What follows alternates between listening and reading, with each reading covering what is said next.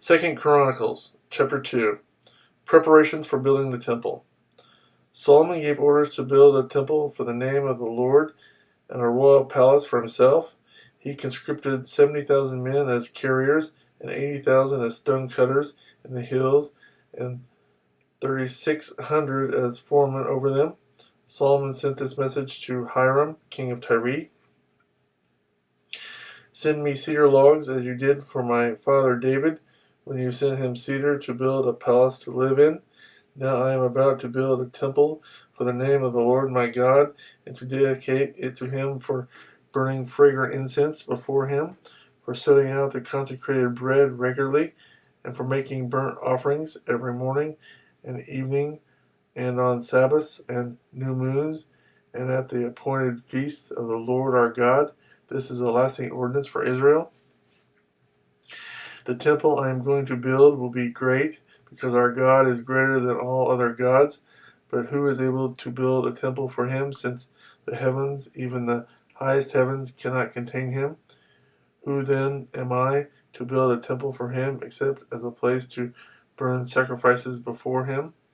Send me, therefore, a man skilled to work in gold and silver, bronze and iron, and in purple, crimson, and blue yarn, and experienced in the art of engraving, to work in Judah and Jerusalem with my skilled craftsmen, whom my father David provided. Send me also cedar, pine, and algum logs from Lebanon, for I know that your men are skilled in cutting timber there. My men will work with yours to provide me with plenty of lumber, because the temple I build must be large and magnificent. I will give your servants, the woodsmen who cut the timber, 20,000 cores of ground wheat, 20,000 cores of barley, 20,000 baths of wine, and 20,000 baths of olive oil. Hiram, king of Tyre, replied by letter to Solomon, because the Lord loves his people, he has made you their king. And Hiram added, Praise be to the Lord, the God of Israel, who made heaven and earth. He has given King David a wise son, endowed with intelligence and discernment, who will build a temple for the Lord and a palace for himself. I am sending you Hurambi, a man of great skill, whose mother was from Dan, and whose father was from Tyre.